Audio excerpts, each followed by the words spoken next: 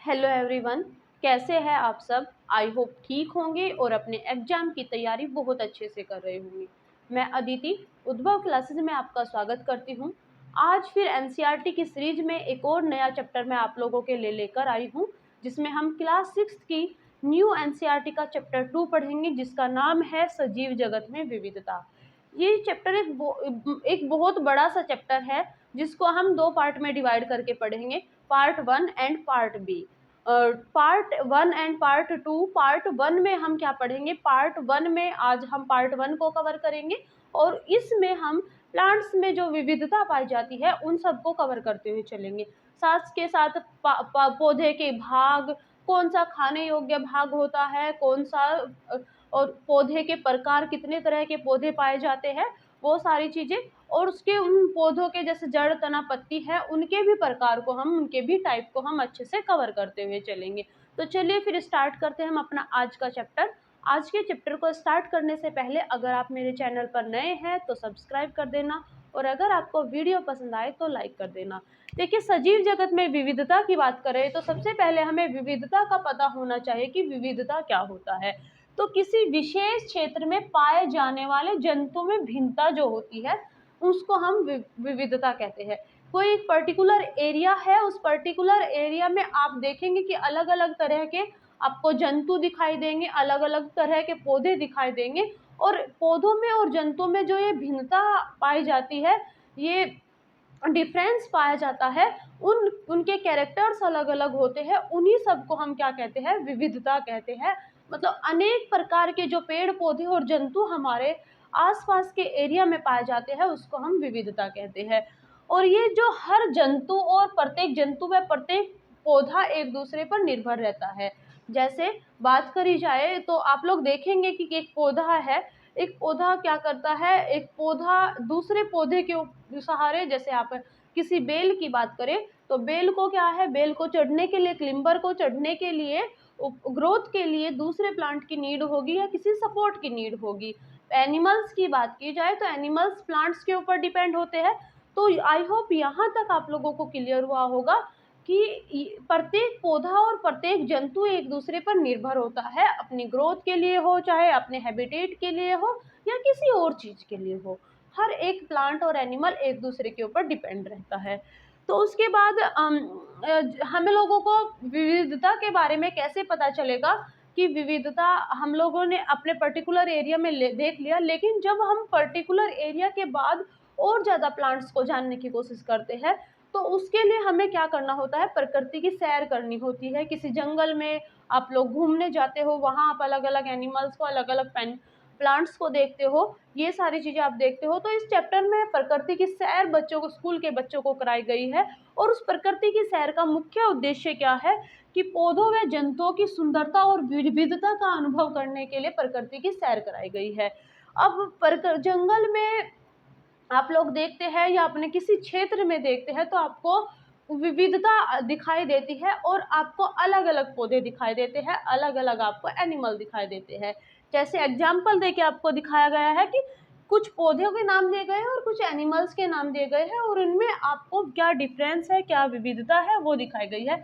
सामान्य घास अगर आप देखते हैं तो सामान्य घास का जो स्टेम होता है, तना होता है, वो कोमल होता है, पतला होता है, और तने के बिंदु के एकांतर पर प्रत्येक पत्ता निकला होता है। मतलब मान लीजिए ये स्टेम है किसी भी घास का, तो एकांतर, एक पत्ता अगर इधर है तो दूसरा पत्ता आपको यहाँ मिलेगा, फिर यहाँ मिलेगा, फिर यहाँ मिलेगा, और फिर ये होता है आपका एकांतर।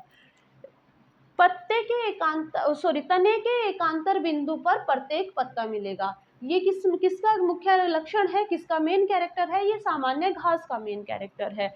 उसके बाद अगर आपको गुड़हल की बात की जाए तो गुड़हल का तना क्या होता है, कठोर होता है, और उसमें लाल रंग के फूल होते हैं। तो किसी और अगर फूल वाले प्लांट को आप देखेंगे, अगर कनेर को देखेंगे तो कनेर का जो स्टेम होता है वो मिल्की होता है, दूधिया होता है, और उस पर पीले रंग के फूल आते हैं। उसके बाद नीम की बात की जाए तो नीम क्या है, एक वृक्ष है, और ये इसका तना क्या है, कठोर है, इसका और मोटा भी है, पत्तियां चिकनी सतह वाली होती है। देखिए ये चीज आपको बताई गई है। ये आपको जो साग है, झाड़ी है और वृक्ष, ये तीनों का एक एक एग्जाम्पल आप लोगों को दिया गया है। जैसे घास की बात की जाए तो ये सामान्य घास क्या है, आपका साग की कैटेगरी में आता है, हर्ब की कैटेगरी में आपका हर्ब की कैटेगरी में आएगा। गुड़हल आपका झाड़ी की कैटेगरी में आता है और नीम आपका वृक्ष की कैटेगरी में आता है। आई होप यहाँ तक आप लोगों को क्लियर हुआ होगा। फिर एक बर्ड या एक पक्षी की बात की गई है और एक एनिमल की बात की गई है। तो पक्षी की बात की जाए तो उसमें आपका जो कौवा है, कौवा वृक्ष पर रहता है, आप लोगों ने देखा है, कीटों को खाता है और चोंच में टहनी के लिए टहनी लिए हो रहता है।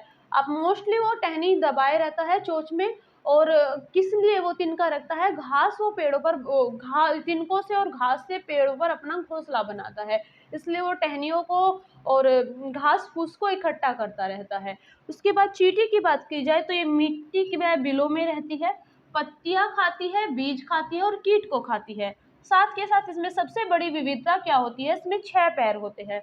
आप लोग सोच रहे होंगे कि ये एग्जाम्पल मैं आप लोगों को क्यों करा रही हूँ, क्योंकि इसी एग्जाम्पल को देकर आपके चैप्टर में समझाया गया है कि किस तरीके से आपके आसपास विविधता आप लोगों को देखने को मिलती है। तो यही आपको जो एग्जाम है, इन एग्जाम में इन्हीं के कैरेक्टर्स को आप लोगों से पूछा जाएगा, इन्हीं के नाम आपको दिए जाएंगे। इस विविधता के बाद हम पौधे की बात करते हैं, क्योंकि इस वीडियो में हम पौधे के बारे में ही पढ़ेंगे कि पौधे के प्रकार कितने तरह के होते हैं, कितने तरह के आपको पौधे आसपास दिखाई देते हैं। तो 4 तरह के आपके पौधे होते हैं। सबसे पहला होता है आपका वृक्ष, दूसरा आपका होता है झाड़ी, और तीसरा आपका साग, और चौथा आपका लता। सबसे पहले हम वृक्ष की बात करेंगे।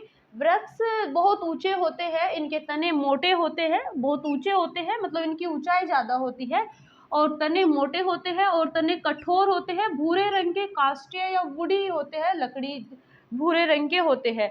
ठीक है, आप लोगों ने देखा होगा आसपास वृक्ष को, ऊंचाई में बहुत ज्यादा होंगे, मोटा तना होगा, काष्ठीय होगा, वुडी होगा, और कठोर होंगे तने इनके, और भूरे रंग के होंगे। इसके साथ साथ इनकी जो शाखा होती है भूमि से कुछ दूर ऊंचाई से निकलना आरंभ करती है।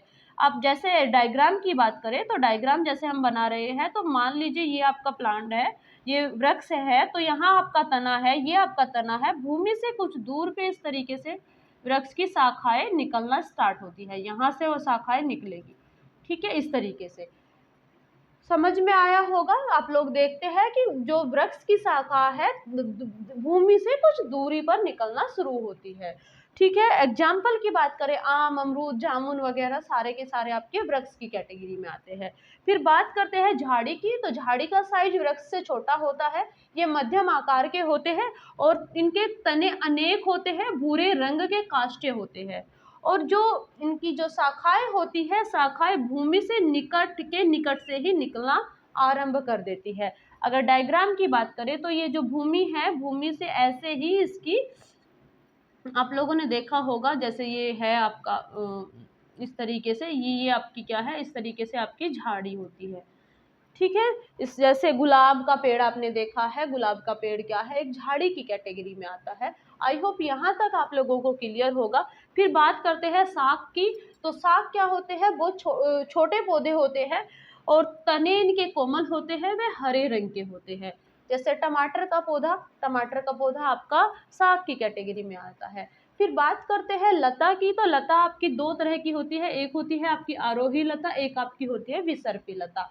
जो आरोही लता होती है, आरोही लता के कैरेक्टर की बात करें तो तने दुर्बल तथा ऊपर चढ़ने के लिए सहारे की आवश्यकता होती है, मतलब ये क्लिम्बर होते हैं। जो अगर आप आरोही लता की बात करेंगे तो ये क्या होते हैं, क्लिम्बर होते हैं। ठीक है, ये मतलब ऊपर की तरफ को चढ़ते हैं, इनको ऊपर की तरफ को चढ़ने के लिए सहारे की जरूरत होती है। जैसे आप मनी प्लांट की बात करते हैं, तो मनी प्लांट क्या है, आपका आरोही लता के कैटेगरी में आता है। विसर्पी लता, ये होते हैं आपके क्रीपर, रेंग कर चलने वाली लता होती है, इनके तने दुर्बल होते हैं और तथा भूमि की सतह पर फैल कर बढ़ते हैं, जैसे लौकी। ठीक है, तो आई होप यहाँ तक आप लोगों को क्लियर हुआ होगा। इनके कैरेक्टर्स को आप ध्यान में रखिएगा, कितने तरह के होते हैं, 4 तरह के होते हैं, वृक्ष, झाड़ी, शाख, लता। ठीक है, वृक्ष की अगर बात करें बहुत ऊंचे होते हैं, तने मोटे होते हैं और काष्ठीय होती है, और सबसे इम्पोर्टेंट यहाँ आपका क्या होता है कि इनकी शाखा भूमि से कुछ दूर ऊंचाई से निकलना आरंभ होती है। उसके बाद यहाँ पे इम्पोर्टेंट क्या है कि इनकी शाखा भूमि से के निकट से ही निकलना आरंभ होती है। ये कैरेक्टर आपसे बार बार पूछा जाता है, यहाँ से क्वेश्चन बनने के चांसेस आपके बहुत ज़्यादा रहते हैं, तो ये चीज़ आप लोग ध्यान में रखेंगे। पौधे के कौन कौन से भाग होते हैं? पौधे के मुख्यतः भाग जड़, तना, पत्ती, बीज आदि, ये फूल, ये सब क्या है, पौधे के भाग होते हैं। पौधे के भाग के बाद सबसे पहले अगर हम पत्ती की बात करें तो पत्ती के स्ट्रक्चर को हम सबसे पहले देखते हैं कि मान लीजिए ये कोई पत्ती है, तो ये एक इसमें एक मोटी, इस तरीके से एक मोटी सी रेखा होती है, इसको हम क्या कहते हैं, मध्य सिरा या मिड वेन। ठीक है, ये आपकी क्या होती है, मध्य सिरा या मिड वेन। देखिए ध्यान से देखिएगा, पत्ती में बीच में एक मोटी सी रेखा होती है, मोटी सी, उसको हम कहते हैं मध्य सिरा या मिड वेन। और उसके साथ साथ कई सारी इस तरीके से पतली पतली रेखाएं होती है, उनको हम कहते हैं सिरा, इसको हम कहते हैं सिरा। ठीक है, पत्ती में जो बीच में मोटी सी रेखा दिखाई देती है उसको हम मध्य सिरा कहते हैं या मिड वेन कहते हैं, और जो पतली पतली रेखाएं होती है उनको हम वेन कहते हैं या सिरा कहते हैं। इन रेखाओं का एक जाल सा बना होता है, इन रेखाओं के इस बने हुए जाल को या इन सिराओं के अरेंजमेंट को हम कहते हैं वेनेशन। ठीक है, ध्यान दीजिएगा, बीच में जो मोटी सिरा है उसको हम मध्य सिरा कह रहे हैं या मिड रिब कह रहे हैं, और उसके साथ साथ आपका जो पतली पतली रेखाएं हैं उनको हम सिरा या वेन कह रहे हैं, और जो इन सिराओं का अरेंजमेंट है, इन वेन का अरेंजमेंट है, उस वेन के अरेंजमेंट को हम वेनेशन कहते हैं। इसी वेनेशन के बेस पर जो पत्तियां होती है, पत्तियां दो प्रकार की होती है, एक होती है आपकी जालिका रूपी और एक होती है आपकी समांतर सिरा विन्यास। अगर इंग्लिश में बात की जाए तो एक आपका जो वेनेशन के बेस पर जो आपकी लीफ होती है उसमें दो तरह का लीफ होती है, एक में आपका रेटिकुलेट वेनेशन पाया जाएगा जिसको हम जालिका रूपी शिरा विन्यास कहते हैं, और एक में आपका पैरेलल वेनेशन पाया जाता है जिसको हम समांतर शिरा विन्यास कहते हैं। सबसे पहले हम जालिका रूपी शिरा विन्यास की बात करें तो जो इनकी मध्य सिरा होती है, अगर इसके डायग्राम से ही समझने की कोशिश करेंगे इसको हम, देखिए कि जो मध्य सिरा होती है वो मध्य सिरा मोटी होती है, बीच में जो मिडरिब होती है वो बीच में मोटी होती है, और दोनों ओर जो ये सिराएं होती है इन सिराओं का एक जाल सा फैला रहता है। इस तरीके से एक जाल सा आपको फैला हुआ दिखाई देगा। आपने बहुत सारी पत्तियों को देखा होगा कि पत्तियों में इस तरीके से जाल सा फैला रहता है, उस तरह की उस पत्ती को हमें जो वेनेशन पाया जाता है उस वेनेशन को हम क्या कहते हैं, रेटिकुलेट वेनेशन कहते हैं, जालिका रूपी शिराविन्यास कहते हैं। आई होप यहाँ तक क्लियर हुआ होगा।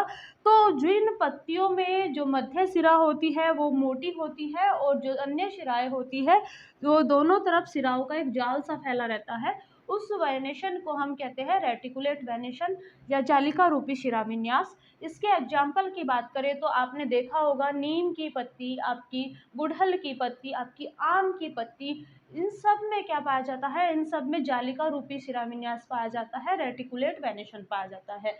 फिर उसके बाद हम समांतर शिराविन्यास की बात करें तो आप लोगों ने कई बार देखा होगा कि जो एक मान लीजिए ये कोई पत्ती है,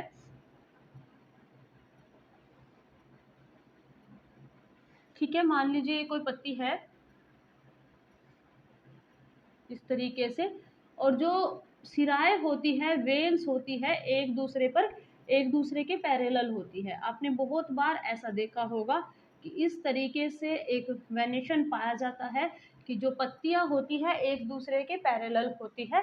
इस तरह के जो वेनेशन होता है, इस तरह के वेनेशन को हम पैरेलल वेनेशन कहते हैं। इसमें क्या होता है कि एक दूसरे के समांतर होती है, सिराएं आपकी एक दूसरे के समांतर होगी और इनमें जाल नहीं पाया जाता। ये चीज़ भी आप ध्यान दीजिएगा, इसमें जाल नहीं पाया जाता, एक दूसरे के समांतर होती है।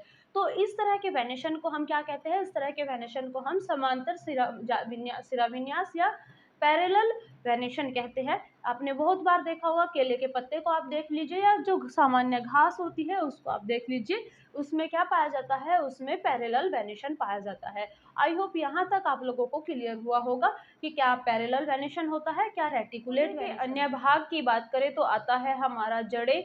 जड़ें क्या होती है, पृथ्वी के नीचे पाई जाती है और इनका जो फॉर्मेशन होता है वो रेडिकल से होता है या मूलांकुर जिसको हम बोलते हैं उससे होता है। जड़ें मुख्यतः दो प्रकार की होती है, एक होती है आपकी मूसला जड़ जिसको हम एडवेंशियस रूट बोलते हैं, और दूसरा आपका होता है झकड़ा या रेशेदार जड़ जिसको हम फाइब्रस रूट बोलते हैं। तो सबसे पहले अगर हम एडवेंशियस रूट की बात करें तो एक मुख्य जड़ होती है, मीन्स एक मेन रूट होती है जिसमें से पार्श्व जड़ें निकली रहती है, एक मेन रूट होती है जिसमें से लेटेरल रूट निकली रहती है। जैसे आप लोगों ने देखा होगा कि जैसे मुख्यतः क्या होता है कि जब हम रूट को उखाड़ते हैं, किसी पेड़ को उखाड़ते हैं, तो उसमें जो रूट निकलती है ये आपकी क्या होती है, एक मेन रूट होती है, और इससे इस तरीके से छोटी छोटी कुछ लेटेरल रूट्स आपकी निकली हुई होती है, ये आपकी क्या है, लेटेरल रूट या पार्श्व जड़ें, और एक आपकी क्या है, ये आपकी क्या है, मेन रूट। तो आप लोगों ने देखा होगा कि मोस्टली प्लांट में आप लोग देखते हैं कि एक मेन रूट होती है और उस मेन रूट से कुछ लेटेरल रूट्स निकली रहती है।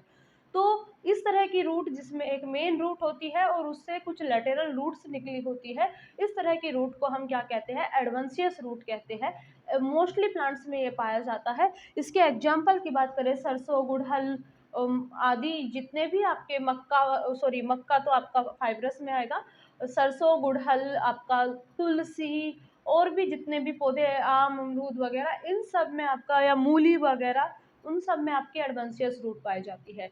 फिर बात करते हैं फाइब्रस रूट की। तो फाइब्रस रूट में क्या होता है, समान माप की पतली जड़ों का एक गुच्छा होता है जो तने के आधार से निकलता है। मोस्टली आपने घास की जड़ों को देखा होगा, मक्का वगैरह की जड़ों को देखा होगा।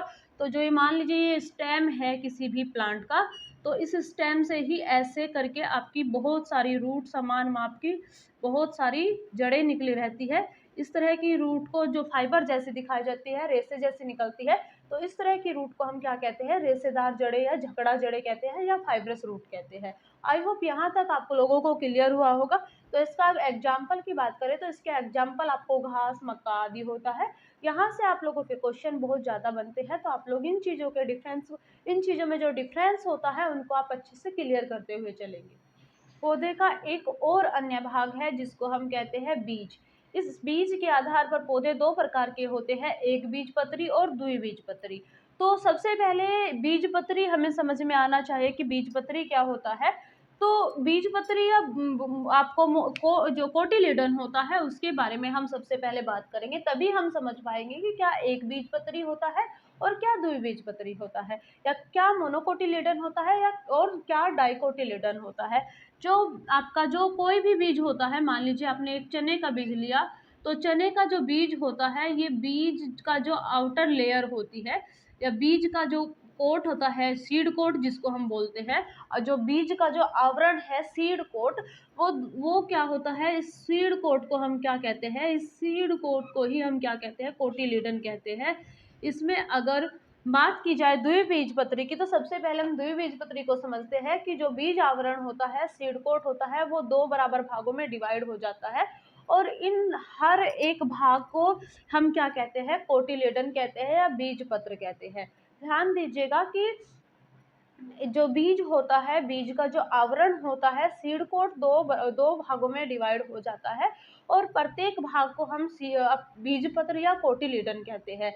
तो ऐसे पौधे जिसमें दो कोटिलीडन पाए जाएंगे, जो या ये कह सकते हैं कि टूटने के बाद जब वो सीड का जो आवरण है दो भागों में बंटता है, अगर दो कोटिलीडन है तो उस तरह के सीड को या उस तरह के प्लांट को हम क्या कहेंगे, डाइकोटिलेडन कहेंगे या डाइकोट प्लांट्स कहेंगे। और जिन पौधों में केवल एक बीजपत्र पाया जाता है, जिसका सीड कोट दो भागों में नहीं बढ़ता है, उस प्लांट्स को हम क्या कहेंगे, उस तरह के प्लांट को हम मोनोकोटिलेडन कहेंगे, और ऐसे प्लांट को हम उस तरह के सीड को हम मोनोकोटिलेडन कहेंगे, और इस तरह के प्लांट को हम मोनोकोट कहेंगे। आई होप यहाँ तक आप लोगों को क्लियर हुआ होगा।